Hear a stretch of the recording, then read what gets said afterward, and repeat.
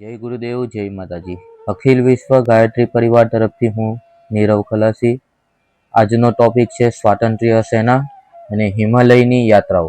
તો આપણે પહેલા ટોપિક ઉપર પહેલા વાત કરીએ.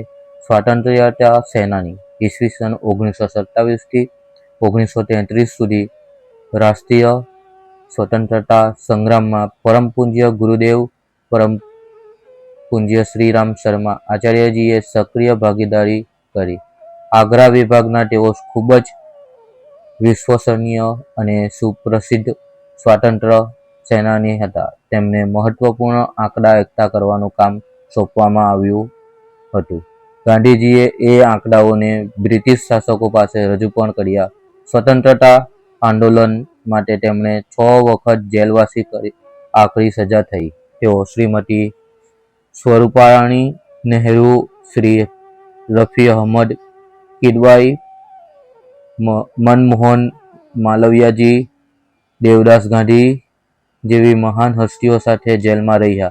તિરંગાને દાંતોમાં દબાવીને બેહોશ થઈ ગયા છતાં ઝંડો છોડ્યો નહીં. પોતાની આવી જ દેશદાઝને કારણે તેઓ આગ્રા વિભાગના પ્રસિદ્ધ સ્વતંત્રતા સેનાનીઓમાં શ્રીરામ મઠના નામથી પ્રસિદ્ધ થયા. ઉત્તર પ્રદેશ સરકારે મહાન સ્વતંત્રતા સેનાની પરમ પૂજ્ય શ્રીરામ શર્મા આચાર્યજીને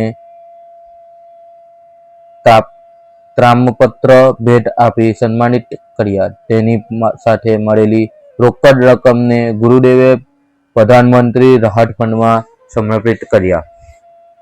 બીજો ટોપિક છે હિમાલયની યાત્રા. પોતાના માર્ગદર્શન દાદા ગુરુદેવના નિર્દેશ અનુસાર પરમ પૂજ્ય ગુરુદેવે 2 વાર 1 વર્ષ અને 2 વાર 6 મહિના માટે વિશેષ તપ સાધના માટે હિમાલય ગયા.